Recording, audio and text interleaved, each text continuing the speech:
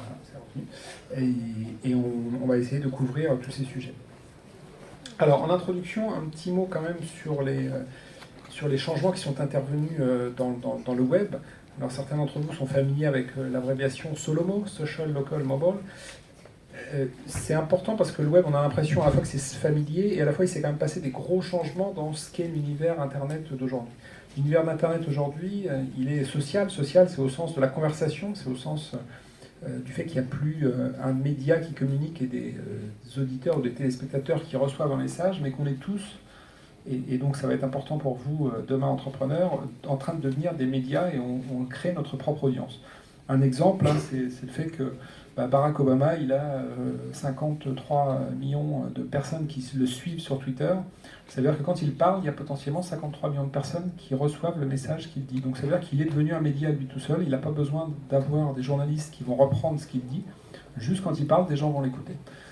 Dans un autre domaine, la musique, j'ai pris le groupe Coldplay, 39 millions de fans ont aimé la page sur Facebook, ce qui veut dire que là aussi ils ont créé un lien, ils acceptent de recevoir des posts, des updates, et lorsque le groupe va annoncer qu'il fait un disque ou un concert, il a déjà naturellement, sans encore une fois avoir besoin de personne, la capacité de mobiliser une masse importante de plusieurs dizaines de millions de personnes.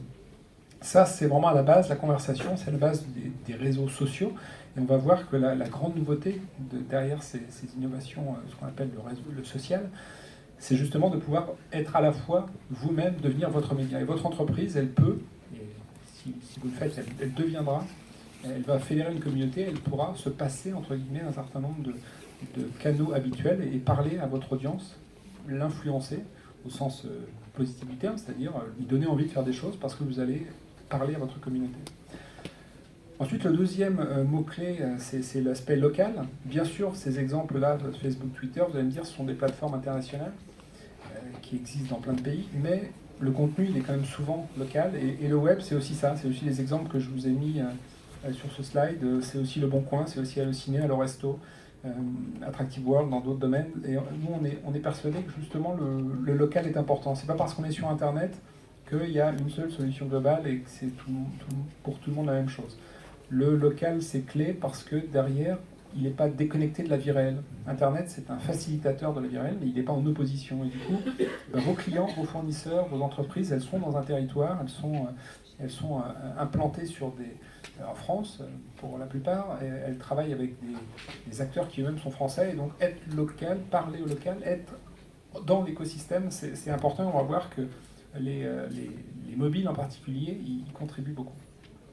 Dernier point, bonne transition vers évidemment le mobile. Aujourd'hui, l'Internet, il est au moins autant mobile que web, et du coup, quand on va penser visibilité, il faut aussi penser mobile. Et mobile, c'est au sens large, hein, c'est pas une question de... Ça inclut les tablettes et tous les types d'operating system qui gèrent ces tablettes, mais c'est devenu un point important. Vous avez tous des mobiles, vous avez tous des smartphones, vos clients, vos prospects, vos influenceurs, ils ont aussi des mobiles et des smartphones, et il faut qu'ils puissent vous trouver par l'intermédiaire de ces mobiles. Donc 3 changements assez importants qui ont un peu bouleversé le paysage, et on va voir en quoi ça influe le monde professionnel qui est celui qui nous intéresse aujourd'hui. Alors la nouveauté, c'est que tout ça est évidemment très interconnecté et que les uns et les autres se renvoient, c'est-à-dire que finalement dans tous les domaines sont impactés par ça. J'ai mis quelques exemples dans le déplacement, Blablacar, Uber. Évidemment, ces aspects social, local, mobile qu'on a vu au slide précédent modifient la façon dont on se déplace. Assez naturellement, ça modifie aussi la façon dont on travaille, le monde de l'entreprise, et c'est le sens de ce que fait Viadeo. Et on va évidemment vous expliquer en quoi vous pouvez en bénéficier. Alors c'est interconnecté, mais pour autant, chacun a sa place. Une question qu'on nous pose souvent, c'est de dire, mais finalement, le monde professionnel, et comment ça se passe par rapport à Facebook et Twitter dans tout ça, comment ça s'imbrique, on va dire. Et c'est vrai que notre conviction chez Viadeo, c'est de dire, dans les 3 cas, vous avez le droit d'avoir, vous avez sans doute un compte Facebook, un compte Twitter, un compte Viadeo, vous êtes bien la même personne derrière, c'est le même utilisateur. Mais en fait, vous allez présenter à chacun de ces sites et faire des usages dans chacun de ces sites qui correspondent à une facette différente de votre personnalité. Dans Facebook, c'est vous à titre privé. La famille, les amis, les photos de vacances, vous allez échanger avec vos amis sur des sujets qui sont des sujets professionnels.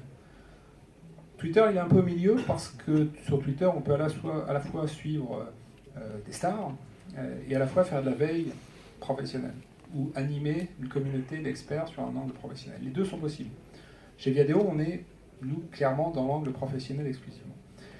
Pourquoi je dis ça? Parce que, à part quelques métiers qui sont finalement en volume très minoritaire, hein, les médias, les RP qui vont avoir envie de mélanger et de dire je fais tout sur Facebook, parce que finalement je travaille avec mes amis et j'utilise beaucoup la relation interpersonnelle, la plupart des utilisateurs ils vont vouloir séparer. Ils vont dire bien sûr c'est la même personne, mais je vais montrer une facette différente de ma personnalité sur chacun des sites et finalement je vais utiliser chacun des réseaux, chacun de ces acteurs dans un but bien précis. Je suis la même personne, ça ne veut pas dire qu'il n'y a pas des connexions, on a le droit d'être amis avec un de ses collègues de travail, évidemment, on a le droit de suivre sur Twitter son chef ou le patron de sa boîte, bien sûr, on a le droit de faire ça, mais globalement, c'est pas mal de savoir où on est, à qui on parle et quelle est la facette de sa personnalité qu'on va utiliser. Et c'est en ce sens-là qu'évidemment Viadeo est là pour vous aider à maximiser la facette professionnelle, ou en tant qu'entrepreneur, encore une fois, ou dirigeant.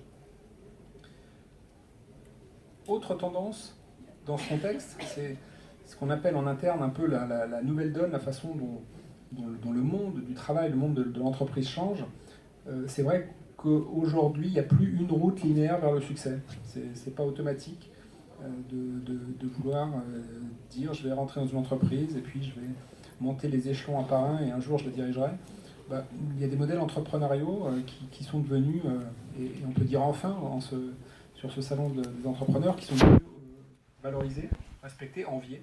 Alors, évidemment, les Mark Zuckerberg en sont des bons exemples, mais même en France, hein, il y a des gens qui ont renouvelé l'image qu'on peut avoir d'un entrepreneur, et aujourd'hui, c'est valorisé de se dire je crée ma boîte. C'est une forme de courage, une forme d'indépendance, et c'est bien, parce que ça veut dire qu'aujourd'hui, vous allez quand même dans un contexte qui est un peu plus favorable, on va dire, qu'il pouvait l'être il y a quelques années. Il y a aussi la flexibilité. Bien sûr, souvent, elle est choisie, c'est-à-dire que c'est parce qu'on ne trouve pas de job qu'on se dit je vais me mettre en auto-entrepreneur, ça arrive effectivement, mais de plus en plus, elle est choisie. Et effectivement, de plus en plus, on voit des personnes qui disent moi j'ai envie de cumuler deux métiers, j'ai envie de passer à un stade où je suis salarié, puis je ne le suis plus, puis peut-être que je le reserai un jour. Et voilà, le monde il est comme ça, et ça fait partie des nouvelles règles avec lesquelles il faut vivre. Ces règles, elles impactent aussi ce qu'on appelle les multicarrières. Effectivement, on va pouvoir envie d'avoir deux jobs de front, deux activités différentes, une alimentaire, une passionnelle, avec peut-être l'objectif de se dire un jour, ce qui est le rêve de beaucoup de gens, je vais vivre de ma passion. Évidemment, du coup, on a moins le sentiment de travailler quand on vit de sa passion. Là aussi, c'est de plus en plus possible, et le digital y a pas mal contribué en rendant accessibles des choses qui étaient peut-être un petit peu de l'ordre du rêve précédemment. Aujourd'hui, c'est un peu plus à la portée. En tout cas, ce sont des choses qui sont latentes, on va dire, chez beaucoup chez beaucoup de personnes. Et du coup, dans ce contexte, il y a une chose qui ne change pas, c'est de dire il y a une seule valeur sur laquelle vous pouvez vous appuyer, c'est vous-même, c'est votre savoir-faire, votre expertise, ce qui fait que quels que soient les aléas, quel que soit l'avenir, vous savez que vous pouvez compter sur une chose, c'est vous-même, ce qu'on appelle le moi, société anonyme. L'idée, c'est de travailler votre employabilité et pas forcément de se dire je suis en recherche d'un emploi. L'emploi, il est bien, mais vous voyez, on peut créer sa boîte. Et même en créant sa boîte, à un moment, il faut se dire est-ce que j'apporte une valeur sur un marché? Est-ce que ma boîte a une valeur parce que je viens résoudre un problème? Voilà, ça, c'est des tendances qui sont des tendances générales avec lesquelles on vit. Et dans le cadre desquels Viadeo va essayer de vous apporter des outils pour vous permettre d'être meilleur dans ce monde qui a changé. Voilà, Viadeo, on aime bien se présenter en disant qu'on est au cœur des usages de la vie professionnelle parce que finalement, on traite trois grandes familles d'usages. Première famille d'usage, on va en parler beaucoup aujourd'hui, c'est le business. Comment je suis meilleur dans mon business en utilisant Viadeo? Comment je trouve des clients? Comment je trouve des distributeurs? Comment je trouve pourquoi pas des associés? Comment je me renseigne sur comment je capte de l'information qui va me permettre, encore une fois, d'avoir un avantage concurrentiel par rapport à mon concurrent. C'est évidemment le networking. Le networking, c'est on fait tous depuis très longtemps l'échange de cartes de visite. Sauf que la carte de visite, elle se périme parce que les gens bougent, changent d'adresse mail, changent de boîte, et puis je perds le contact. Et c'est dommage parce que des gens avec qui vous aviez une bonne relation, peut-être que 5 ans après, qui vous aurait permis de rentrer en contact avec cette boîte avec laquelle vous peinez à rentrer en contact parce que vous n'avez pas de contact et vous n'avez pas de connaissances à l'intérieur, il y a des barrages secrétaires, vous n'arrivez pas à trouver le décideur, alors que peut-être que cette personne que vous aviez croisée dans une vie intérieure, elle y est dans l'entreprise et qu'avec un petit coup de fil, vous auriez pu lui passer un message en disant « Je cherche à rencontrer le responsable des services généraux, est-ce que tu le connais ?» Bah oui, est-ce que je peux avoir son nom? Enfin voilà, le networking. Et puis il y a tout un volet carrière qu'on ne va pas trop traiter aujourd'hui, tout simplement parce qu'a priori, si vous êtes ici, c'est que vous êtes en process de création d'entreprise. Mais sachez que c'est aussi un gros sujet chez nous de gérer sa visibilité, de se rendre visible des recruteurs, qu'un recruteur vous identifie comme un expert et vienne vous chercher pour vous proposer un job. Alors, qui sommes-nous, Viadeo? Viadeo, on est leader en France, c'est bon de le rappeler. On a parfois des gens qui nous disent « Ah bon ?» Bah, oui, on est leader en France avec 9 millions de membres. On continue à grossir très vite et on est un vrai généraliste au sens noble du terme. C'est-à-dire qu'on va avoir tout type de profil, des cadres, des non-cadres, des jeunes diplômés, des seniors. On a un peu plus d'entrepreneurs, effectivement. C'est pas pour rien qu'on est là aussi aujourd'hui, parce que historiquement on était un site qui aime les autres entrepreneurs et les entrepreneurs, qui a été fondé par des entrepreneurs et qui fait attention à avoir des services qui soient toujours utiles et précieux pour eux, mais globalement on est un généraliste. Et quand on dit un généraliste, ça veut dire on est à Paris, mais on est aussi dans toutes les régions de France. Et on est même d'ailleurs plutôt très fort en région, peut-être par rapport à Paris. Et puis on va couvrir tous les types de fonctions et de métiers. C'est ça aussi être un généraliste. C'est pas que un site d'informaticien ou d'ingénieur, c'est vraiment tous les types de métiers, en passant par l'industrie, la production et les services à la personne, la santé, etc. Tous les secteurs, toutes les tailles, avec quand même un prisme un peu plus fort sur les PME. C'est aussi ça, être un généraliste. L'économie française, c'est un tissu de PME. On est plutôt fort sur ces PME, puisque vous voyez que 70% de nos membres travaillent dans des sociétés qui font moins de 500 personnes. Et puis le dernier point, pour terminer la présentation de Viadeo avant de rentrer dans les points d'usage, c'est évidemment le mobile. Le mobile est un sujet qui a vraiment changé en peu de temps. Dans le monde professionnel, en tout cas, dans le monde grand public, évidemment, ça fait longtemps qu'il y a des usages de Facebook sur mobile, par exemple. Dans le monde professionnel, ça a été un petit peu plus lent à migrer. D'une part parce que la plupart des gens, ils passent... une partie importante de nos membres passent une journée derrière leur écran, donc forcément, quand ils sont déjà derrière l'écran, c'est plus facile pour eux de nous consommer sur écran. Mais aujourd'hui, ça y est, avec l'explosion des smartphones, avec la mobilité, avec les nouvelles formes de travail, avec ces nouvelles règles dont je parlais tout à l'heure, l'usage du mobile, il est vraiment en train d'exploser. Et je pense que c'est bien sur au moins un point, c'est que ça vous permet de vous rendre compte que le réseau, c'est pas quelque chose de virtuel, qui est un peu comme ça dans les airs, un espèce de monde un peu à part. C'est vraiment un outil qui vous aide dans votre vie de tous les jours. Et le mobile, c'est un bon moyen dans les transports, avant un rendez-vous, de se dire, tiens, je vais regarder le profil de la personne avec qui j'ai rendez-vous. Voilà un exemple de bon réflexe qui se fait très bien et qui va vous permettre peut-être de vous rendre compte qu'on a fait la même école de commerce. Il a travaillé aussi dans la grande distribution. Tiens, on a un contact en commun. Je ne savais pas qu'il connaissait un tel. Et cette information-là, avant l'entretien, elle va peut-être vous permettre de le faire basculer dans sous un jour positif et de clore une affaire que vous n'auriez pas forcément réussi à conclure si vous n'aviez pas eu cette information. Voilà, ceci étant dit, 7 points, 7 bonnes pratiques autour de l'utilisation de Viadeo dans le monde de l'entreprise. Alors on va commencer par la première, ce que j'appelle le socle de sa présence sur Viadeo, c'est le profil. Le profil, c'est ce qu'on vous invite à remplir, à construire la première fois que vous vous inscrivez, et puis vous allez le mettre à jour successivement. Le profil, moi j'aime bien le présenter en disant ça doit faire 3 fonctions, ça doit remplir 3 fonctions. Ça doit bien sûr être un CV, savoir à qui on a affaire, ce que vous avez fait, votre parcours, vos formations, vos expériences, vos compétences, vos savoir-faire, qu'on sache à qui j'ai affaire. Mais c'est un peu plus que ça, c'est un peu plus riche, entre guillemets, qu'un CV. C'est aussi une carte de visite. Ça doit être un moyen de garder le lien, de garder ce contact, de faire cet échange symbolique qu'on fait quand on s'échange des cartes de visite, de le faire en ligne et de savoir où vous êtes, comment vous contactez, comment on veut travailler du coup, qu'on puisse très facilement vous contacter. Et puis c'est aussi un peu un blog professionnel. Alors vous allez me dire, on ne publie pas de billets sur Viadeo. Non, mais par votre activité, par les articles que vous partagez, par les échanges que vous pouvez avoir dans certains groupes, par votre activité, vous allez crédibiliser ce que vous dites sur un CV. Sur un CV, en fait, on peut se déclarer expert d'un domaine. Puis le CV, il va vivre dans une CV Tech, personne ne va le voir, un recruteur va vous tomber dessus, et tant qu'il ne vous aura pas vu en entretien, il ne peut pas savoir si vous êtes vraiment un expert du domaine que vous prétendez être. Sur un profil, vous pouvez non pas juste le déclarer, mais le démontrer. Le démontrer parce que votre profil, il est enrichi d'une activité, et cette activité, elle montre que je connais les sujets qui font les sujets d'actualité sur mon secteur, je partage les sujets importants, je suis au courant de ce qui se passe, je parle avec des gens qui sont eux-mêmes experts, et du coup, ça vient crédibiliser mon positionnement d'expert.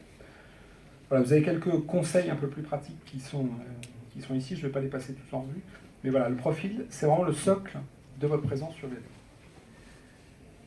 Maintenant, on n'est pas un annuaire, on est un réseau social. Donc, qui dit réseau social dit que ces profils, il faut le lier avec d'autres personnes. Et c'est le sens de ce qu'on appelle le réseau de niveau 1, les contacts, avec les personnes à qui vous allez faire une demande de contact et qui va être acceptée. Ça, c'est important parce que pour mémoriser à quoi servent ces gens de niveau 1, ce sont des gens que vous connaissez souvent, en qui vous avez au moins un minimum de confiance. Et ça va être la clé d'accès aux personnes ou aux sociétés ou à ce que vous cherchez à avoir accès. C'est le sésame ouvre-toi, c'est de dire je cherche à rentrer en contact avec Microsoft ou avec quelqu'un chez Orange. Moi, j'ai pas de contact, mais je connais quelqu'un qui connaît quelqu'un qui y travaille. Alors, le mieux, c'est quand je connais quelqu'un qui y travaille, mais ça n'arrive pas toujours. C'est déjà mieux que rien d'avoir quelqu'un, de connaître quelqu'un qui connaît quelqu'un qui y travaille. Et après, on peut avoir plusieurs niveaux, mais évidemment, plus on va s'éloigner, moins ça va être efficace, parce que je connais quelqu'un qui connaît quelqu'un qui connaît quelqu'un, au bout d'un moment, l'information, elle se perd. Donc c'est important d'avoir un réseau de niveau 1 qui soit quand même suffisamment riche pour avoir le maximum de chances de dire je connais quelqu'un dans l'entreprise qui m'intéresse. Donc ces contacts de niveau 1, c'est une démarche où vous faites une demande, elle est acceptée ou pas. Il faut qu'elle soit acceptée pour avoir le lien. Donc c'est une démarche importante, c'est pas non plus un engagement à vie. Vous pouvez supprimer un lien avec quelqu'un si vous estimez que vous avez fait une erreur en l'acceptant, c'est très simple et on ne va pas l'en informer, vous ne passerez pas pour un goujat. Donc voilà, premier niveau d'usage, le profil, puis ensuite le réseau qui va vous permettre d'accéder à la troisième partie, qui est de dire, voilà, une fois que j'ai ça, je construis ce qu'on appelle ma réputation, je construis alors certains appellent ça le personal branding, mais c'est des mots anglais surtout pour dire, est-ce que je suis crédible dans ce que je dis être? Est-ce que, et pour un créateur d'entreprise, c'est encore plus important parce que votre entreprise, elle n'existe pas, c'est vous qui la créez. Donc au début, une grosse partie des atouts de votre entreprise, ils sont confondus avec vos propres atouts. C'est parce que vous êtes qui vous êtes que l'entreprise, elle est crédible. Parce que vous allez y réutiliser une expérience, parce que vous connaissez un réseau, parce que vous avez 15 ans d'expérience dans un domaine. C'est pour ça que votre entreprise, elle a de la valeur, c'est parce que c'est vous qui l'avez créée. Donc évidemment, la réputation, elle va être très importante pour commencer à bâtir cette réputation d'entreprise. Mais l'entreprise, c'est pas une réputation d'entreprise, ça n'est pas que votre propre réputation. Tout le sujet, c'est justement de dire comment je vais construire pour mon entreprise une image, à défaut de réputation, au moins au début, une image qui existe. Et moi, je suis persuadé que l'image d'une entreprise, ça commence par l'image du créateur, évidemment, qui va impulser ça. Mais après, ça va être le fait d'avoir chacun des salariés de l'entreprise qui devient le relais de cette image. Et finalement, l'image d'une entreprise, c'est la somme de l'image de chacun de ses salariés. Si vous avez 2-3 salariés, chacun d'entre eux va être un peu ce que j'appelle le porte-drapeau de l'image de votre entreprise. Voilà, il est là, il est engagé. La plupart du temps, il est loyal, fidèle, il est content de travailler pour vous. Sinon, il a tendance à s'en aller. Donc, généralement, vos salariés, ils sont là, ils ont envie d'être avec vous, ils sont à vos côtés. Si on prend une image sportive, ils sont dans la même équipe, ils ont le même maillot. Et il faut les utiliser, non pas les instrumentaliser, mais les utiliser pour dire ils ont aussi un réseau, ils ont aussi des connaissances, ils connaissent plein de gens qui portent le même drapeau, qu'ils aient le même maillot que vous, et qu'en équipe, vous influenciez mieux, vous développiez l'image de votre entreprise. Alors pour ça, on a aussi un autre produit qui existe sur Adeo qui s'appelle la page entreprise. La page entreprise, c'est un peu le profil, mais d'une société, d'une personne morale. Il y a des petites différences quand même, c'est qu'avec une personne physique, un profil, on envoie une demande de contact. Avec une entreprise, on ne va pas faire ça. Parce que ça serait compliqué de savoir si l'entreprise que je l'accepte pas. Donc on a mis en place un système à la Twitter. On va suivre une entreprise, on va la follower, on va s'abonner aux news que publie une entreprise. Et c'est un moyen pour l'entreprise de construire une communauté. On parle beaucoup de community management. Pour faire du community management, il faut avoir une communauté. La page entreprise, c'est un moyen de commencer à faire grossir votre entreprise, la communauté des gens qui s'intéressent à votre entreprise, prospects, personnes qui ont envie de travailler chez vous, clients, anciens clients qui peuvent devenir demain des recommandeurs de votre solution. Voilà. Plein de gens, le plus possible, qui va vous permettre d'avoir du coup un vrai impact, une vraie influence lorsque votre entreprise va parler, lorsqu'elle va mettre des statuts, lorsqu'elle va s'exprimer et qu'elle va du coup parler à sa communauté, à l'image du compte Twitter dont on parlait au début. Alors la page entreprise, elle a plusieurs formules. Il y a des onglets gratuits, il y a des formules payantes.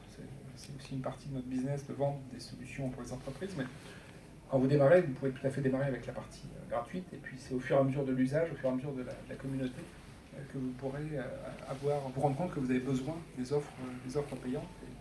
Et on sera ravis de vous accompagner le jour où ça arrivera. Avant-dernier point, très important celui-là, qui recouvre l'onglet business, c'est la partie prospection. Et je pense que ça, c'est vraiment un des points importants à retenir quand on est entrepreneur. Je vais vous raconter l'histoire de quelqu'un qui était ici l'année dernière, qui s'appelle Clara, qu'on avait rencontrée parce qu'un jour, elle était passée sur un salon, elle me dit « Bah moi, c'est génial, je fais 80% de mon chiffre d'affaires grâce à Viadeo. » Alors, je dis « Bah, vous allez rester 5 minutes, vous allez nous raconter l'histoire. » Et en l'occurrence, on l'a fait intervenir en disant bah, c'est peut-être encore mieux que plutôt que d'en parler nous, faisons parler quelqu'un qui l'a vécu, qui s'est inscrit et qui a développé cette technique. Et du coup, on a écouté son histoire et je vous la redonne aujourd'hui. L'idée, c'est de dire qu'est-ce qu'elle a fait, Clara. Elle s'est inscrite sur Viadeo, elle a travaillé son profil, elle a fait un peu des best practices que je viens de vous donner. Puis après, elle a activé son réseau dans une démarche commerciale. C'est-à-dire qu'elle a fait une chose, elle a transformé des séries d'appels. J'appelle des gens pour vendre les services. C'est long, c'est fatigant, parce qu'on se prend des noms, parce qu'il faut appeler 100 personnes pour avoir 10 rendez-vous. C'est usant, c'est pas très bon pour le moral. Elle a transformé en disant, la formule magique, c'est est-ce que je peux l'appeler de ta part? Voire mieux, est-ce que tu peux lui demander de me recevoir? Voilà. Et cette phrase-là, vous l'avez tous vécue dans votre vie professionnelle avant de créer votre boîte. Ça vous est tous arrivé de recevoir le fils d'un ami qui cherche des conseils pour un stage. Un ancien collègue qui crée sa boîte et qui veut vous présenter son offre pour voir est-ce que c'est bien fait, pas bien fait, est-ce que vous achèteriez, oui, non, qui fait son étude de marché. On l'a tous fait, on sait que le rendez-vous, il est quasiment fait à 80%. Ça ne veut pas dire qu'on va vendre derrière. Que si le produit ne vous intéresse pas, si le pitch n'est pas bon, pour plein de raisons, on ne va pas vendre. Mais au moins, vous accédez au rendez-vous auprès de la bonne personne. Voilà, c'est globalement ce qu'il faut retenir d'un usage. C'est de lire Viadeo, c'est un catalyseur d'informations qui vous permet de vous dire comment j'identifie le décideur et comment j'utilise une démarche réseau pour accéder à ce décideur. Et tout ne se passe pas forcément sur Viadeo. À un moment, il faut prendre son téléphone, il faut aller voir les gens, peut-être leur envoyer des mails, il faut les croiser sur un salon. Mais Viadeo va être un catalyseur d'information pour savoir, ah bah c'est lui, ma cible, et j'ai un contact en commun, ou je connais quelqu'un qui va pouvoir m'introduire auprès de cette personne. Et quand on fait ça, bah, ça a des impacts directs sur le nombre de clients, sur la recommandation de ses clients, sur le fait de développer son chiffre d'affaires. Et pour le coup, c'est le meilleur retour sur investissement possible quand on est, encore une fois, en process de création d'entreprise. Alors, c'était pas l'avant-dernier, il y en a un, je vais passer rapidement sur celui-là. Le but, c'est quand même aussi que très vite, votre entreprise, elle marche, elle décolle. Et nous, une grosse partie de nos business, c'est en fait de vendre des solutions aux recruteurs. On va aller dire aux recruteurs, bah, finalement, vous êtes à la recherche de talents, vous êtes à la recherche de certaines compétences qui sont dures à trouver. Ben, venez chez Viadeo. Chez Viadeo, il y a 9 millions de personnes, 9 millions de profils qui ont chacun leur spécificité, qui savent faire plein de choses. On va vous aider à retrouver parmi ces 9 millions de personnes celui qui va faire la différence dans votre entreprise. Donc demain, et encore une fois, je vous le souhaite très vite, après-demain au plus vite, vous aurez besoin de recruter, et ben là, dans ce cas-là, on viendra vous voir avec nos solutions de recrutement pour dire je vais vous aider à trouver le meilleur contrôleur de gestion qui a une expérience dans l'import-export avec les pays de l'Est. Vous aider à trouver la meilleure assistante de direction qui a déjà travaillé dans le conseil, mais qui a aussi fait des tâches de préparation comptable, parce que j'aurais bien lui donner une mission d'assistant comptable. Que sais-je, on va vous aider, on a des solutions pour ça. Dernier point, c'est la partie veille concurrentielle. Il y a beaucoup d'informations sur Viadeo, 9 millions de membres, tout un tas de données, de profils, etc. Ces informations sont rentrées par les membres eux-mêmes, pas par nous. Et pour vous, avec votre expertise secteur, il y a des moyens de trouver des informations qui vont permettre d'être meilleurs, encore une fois, et puis de se dire, bah tiens, là il doit se passer quelque chose dans telle société, ou il doit se passer dans tel secteur, ou il y a peut-être un appel d'offres en cours, ou voilà, une information qui en fait pour nous ne va pas nous parler, mais qui, avec votre connaissance, avec votre réseau, avec votre connaissance d'un secteur, d'un métier, d'un écosystème, va vous dire, bah tiens, effectivement, je décode qu'il se passe des choses ici, et c'est peut-être le moment que j'aille attaquer telle entreprise parce qu'ils doivent être en réflexion par rapport à mon sujet, et d'aller cibler plus précisément plutôt que de faire encore une fois du massif, où je fais des envois massifs de plaquettes en me disant ça va peut-être revenir.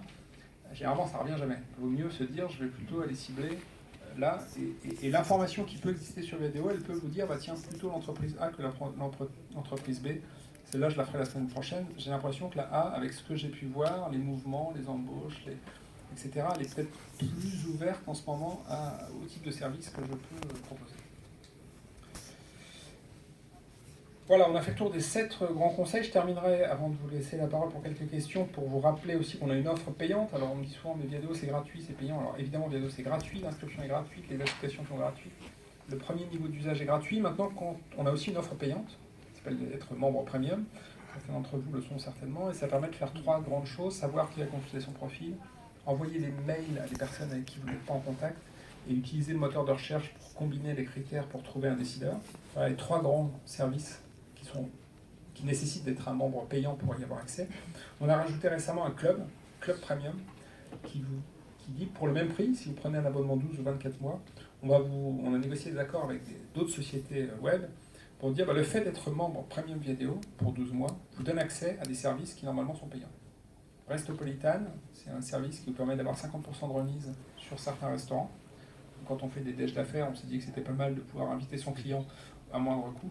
Les cours d'anglais en ligne avec Gimglish, c'est quand même assez important d'entretenir son anglais. Et puis YouScript, qui est une bibliothèque de e-book autour des sujets management, qui est là aussi en théorie réservée à des membres payants. Et on a négocié un accord avec eux pour que votre statut de membre premium vous donne l'accès gratuit à ces sites. Voilà, et on a, pour terminer, alors avant de le dire, pourquoi être premium? Autant que si vous étiez salarié, j'aurais envie de dire, vous pouviez rester membre. La plupart de nos membres ne sont pas des membres payants. Sur les 9 millions de membres, il y en a une très large majorité qui est gratuite. Quand on est entrepreneur, la différence, c'est que c'est 80 € par an, 80 € par an, que ça coûte, pas par mois. Ils sont normalement tellement rapidement remboursés avec le fait de trouver un client, d'augmenter la visibilité de votre société sur Google par la présence de ces fiches entreprises, par plein de choses où normalement l'effet il est immédiat, qu'on pense que c'est un investissement très très raisonnable et que ça nous paraît être un bon conseil de vous conseiller de le prendre. Et on a sorti du coup une petite promo à l'occasion du salon qui, si vous passez sur le stand et vous faites flasher votre code barre qui est sur votre badge, vous allez recevoir la semaine prochaine une offre promo avec 50% en réduction sur l'abonnement 3 mois, ce qui le ramène à 10 € les 3 mois d'abonnement premium. Et c'est sur le stand 429 qui est juste à côté. Et on va laisser un peu de temps pour les questions. Merci beaucoup de votre attention.